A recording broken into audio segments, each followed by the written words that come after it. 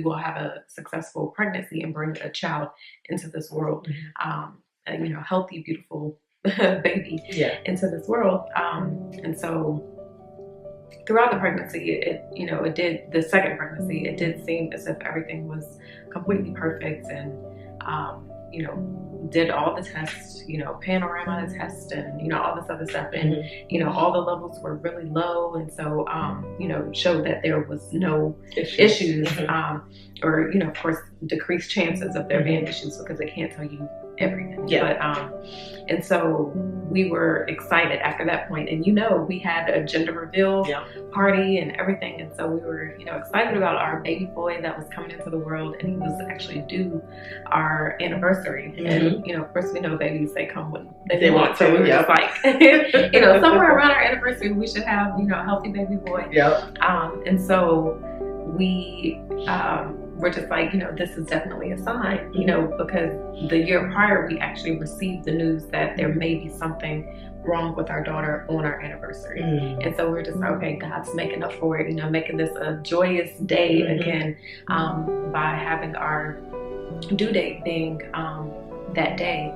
And so we went through everything, and then as you all know, if you have followed our journey, we lost that one. We lost our baby boy. He was born prematurely, and after a few hours he passed away, and the doctors were completely astonished. Because they expected him to live, of course, just as we did. Although he would be premature, they expected that he would just stay in the hospital for however long, maybe until his original due date, which would have been about 2 months. And so that's all they expected. And so after that loss, we decided we're not going to, So let me ask you, so after that experience, did it make you regret your decision to try again? It did, in a way. I felt guilty, like, here's another child that, that passed away, and you don't know, like, did the child have pain? Did the child, like, what happened with the child? Were they okay? And it did, make me feel like maybe we did make the wrong decision. Maybe we should have waited a little bit longer. And then especially at that time, the doctors didn't know what was causing the losses. So it was just kind of like a, random thing. They expected after the first one, this will never happen again. That's what the doctor said. Specifically, this will never happen again. So, of course, I clung to that, and I believed that, and I was just like, okay, of course, God has the final say, as you said.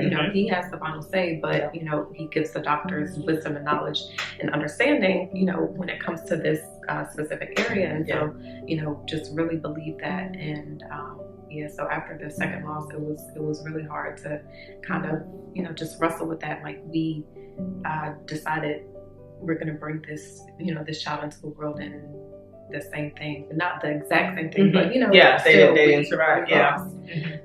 And so it was really difficult. And so after that second loss, it was just like, I don't know, maybe we consider other avenues, maybe a surrogate, if we still want to have biological children, maybe adoption, something like that. But that was something that we would discuss further down the line. Because we have to grieve, we have to wrestle with whatever emotions that we're dealing with now, having 2 back-to-back losses. And so it was a difficult journey, just trying to make that decision and then feel like you made the wrong decision. So that's tough. When you say feeling like you made the wrong decision. And I'm sure that there are many women out there who can relate to, feeling the exact same way, feeling helpless or feeling like it's their fault, and it's not your fault. And, you didn't make the wrong decision. It just, the decision you made just didn't work out the way you had hoped. Just like all the other times we did the fertility treatments. Was it the wrong decision? or just a time that didn't pan out, you know? Right. And so I think that there are a lot of women who may be grappling with the idea of having to start over, having to try again, and, you know, going through the motions and going through the, you know, all of the turmoil that can come with that, you know, finances, and, you know, like with you had one loss and then you got pregnant pretty much almost immediately afterward. So you probably didn't even have enough time to grieve the first loss before going into it, which is why you had all that apprehension and all the fear, and, you know, you weren't able to really enjoy that pregnancy, you know, because you were thinking about the previous one. And, you know, do you feel like maybe if you had given yourself more time to grieve the first one, you know, maybe the experience would have been, you know, not the outcome, but like your experience as far as not being fearful the whole pregnancy, and, you know. And that's something that I thought about, and that's something Kevin and I actually discussed, and it was just like, you know, I felt as if we, you know, did like we did, got pregnant right away, or if we would have waited 10 years, it still would have been the same. Like there would have been that apprehension, there would have been that fear, just because, you know, the first pregnancy, you know, it ended up the way that it did, you know, with the stillbirth. And so it was just, you know, one of those things that I feel that would always be in the back of my mind with probably every pregnancy. And so, but I do think that, you know, of course, hindsight is 20/20. Can't guarantee, but if we had waited a little bit longer, I think it was possible that I probably would have been a little bit more emotionally prepared, although there still would have been some apprehension and fear there. Yeah, because you've experienced the loss. Exactly. There you go. If you're wondering, there's your answer. If you're wondering if waiting or doing it immediately is going to change how you feel or change your perspective, there is no guarantee. No. There is no guarantee. There is no time limit on grief. There is no time limit on experiences. So you may remember something that happened 10 years ago as if it happened freshly yesterday.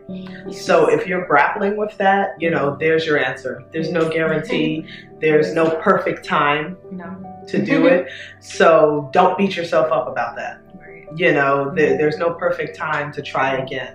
It's only, you know, an atmosphere that you can set for yourself and your spouse on, you know, doing it together and committing to do it together, whichever decision you guys make. Right. And however, whatever the outcome is, making sure that you stay together and support each other through whatever that is. And so just really, that's the main thing, just making sure that you are there for each other. Exactly. So hopefully this video helps someone who may be struggling with, you know, trying again, whether it be from child loss or, you know, multiple failed fertility treatments. It's ultimately up to you. You know, consider your finances, consider your marriage, and, you know, consider your mental and spiritual state. And if you guys feel that you're ready and you feel like you're in a space where you can try again, then do so, you know, with each other in mind and together. Yes. As long as you stay together. Yes. And so, just like we always say, one step at a time. One day at a time. We're in this together. Bye.